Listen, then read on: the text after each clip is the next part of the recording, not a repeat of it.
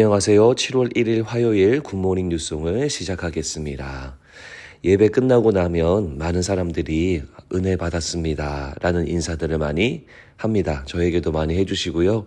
또 성도님들 간에도 서로 오늘 너무 은혜되었어 라는 말들을 많이 하죠. 우리가 물론 느낌적인 느낌으로 은혜 받은 것 같은 생각도 들기도 하는데요. 오늘 말씀을 보면 주의 은혜가 임했을 때 어떠한 일들이 일어나는지에 대해서 이 시편이 알려주고 있는 내용입니다. 자, 하나님의 은혜가 임했을 때 어떤 일들이 있을까요? 1절을 보면은 이렇게 시작이 돼요. 주의 땅에 은혜를 베푸사. 자, 은혜가 부어집니다. 어떤 일이 있냐면 1절 후반부에 포로된 자들이 돌아오게 하셨으며, 자, 야곱의 포로된 자들, 이스라엘 백성들이 포로로 잡혀갔다가 주의 은혜로 말미암아 주의 은혜가 임해서 이들이 다시 돌아오게 되는 일들이 있었어요. 이들입니다. 포로된 한 명이 아니라 포로된 자들이죠. 2절 말씀에 보니까요. 주의 백성의 죄악을 사하시고, 자, 백성들의 죄악을 용서해 주시는 은혜가 있고요.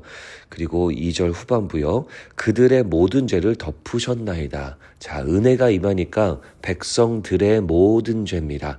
한 명이 아니라 그 백성들 전체가 갖고 있던 죄악을 덮어주시는 은혜가 주어지게 됐죠. 6절을 보실까요?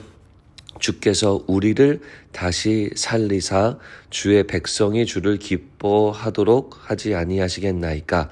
자, 주의 은혜가 임해서 이렇게 해주세요라는 건데 6절에 보니까 우리를 다시 살리자. 자, 이스라엘 백성들 전체를 다시 살려주시고 또 하나님이 우리 백성들 전체를 기뻐하시지 않겠습니까? 라는 그런 말을 합니다. 계속해서 복수해요. 백성들 전체를 말하고 있고요. 8절에 보시면은 이렇게 나오죠. 그의 백성, 그의 성도들에게 화평을 말씀하실 것이라. 하나님이 우리에게 개인적으로도 당연히 말씀하시지만 그 백성들, 성도들 전체에 하나님의 화평을 말씀하실 것이다 라는 거죠. 자, 그리고요 12절에 보면은요 여호와께서 좋은 것을 주시리니 우리 땅이 그 산물을 내리로다. 자, 은혜를 베푸시니까요 그 땅이 산물을 내리로다. 그 땅에 많은 축복이 임하게 된다라는 거죠. 땅은 어떤 땅이냐면 백성들이 살고 있는 땅이에요. 그래서 이 은혜의 결과가 백성들 모두에게 허락되어지는 거죠. 그 땅에 살고 있는 모든 사람들이 그 은혜로 말미암아 거둬지는 산물을 누리게 되는 거예요. 자, 이게 하나님의 은혜가 임했을 때 일어나는 일들입니다. 잘 보시면 들으셨으면 아시겠지만 하나님의 은혜가 임하니까요. 백성들 전체가 은혜를 받습니다. 백성들 전체가 하나님의 손길을 경험하게 됩니다. 결국은 거주하는 땅 전체 안에 있는 모든 사람들이 그 소산물을 누리게 되는 거죠. 자, 이 말씀 보면서 하나님의 은혜가 물론 개인에게도 임하고요. 그리고 각 사람에게 역사하기도 합니다만 분명한 것은 공동체 위에 임한다라는 것을 우리가 발견할 수 있습니다. 공동체 위에 임한다. 공동체 위에 은혜가 임하니까 그 사람들이 구원을 경험하고 하나님의 영광을 함께 맛보고 또 주의 인애, 10절에 나와요. 주의 인애를 누리고 진리를 경험하게 되는 일들이 공동체 위에 임하는 거예요. 자, 이래서 여러분 교회가요 이렇게 중요한 겁니다. 교회가요 정말 중요해요. 물론 혼자 은혜 받을 수 있어요. 또 개인적으로 묵상하면서 우리가 도전받을 수 있습니다. 하지만 하나님은요 공동체 위에 은혜를 부으시고 공동체 전체 안에 하나님의 영광을 더하셔서 그 안에 있는 사람들을 살아나게 하시고 그 사람들이 하나님 안에 있도록 하시는 일들을 하세요. 공동체가 너무 중요합니다. 교회론이라고 말하는데요. 교회 공동체가 얼마나 중요한지 우리가 다시 한번 이 말씀을 통해서 알 수 있습니다. 여러분, 우리가 믿음 생활할 때요 물론 개인적으로 할 수 있습니다만 하나님이 주시는 그 놀라운 은혜, 교회 안에 부어주신 은혜를 절대 무시해서는 안 됩니다. 그래서 여러분 교회를 잘 선택하셔야 되고 교회 공동체 안에서 믿음 생활하는 것을 너무너무 소중하게 생각하셔야 되는 겁니다. 여러분, 우리가요 농구라는 경기를 할 때 혼자 집 앞에 있는 농구장에서 공 던지고 혼자 슈팅하고 혼자 연습해도요, 좋아요. 농구할 수 있고 또 땀도 조금 나고.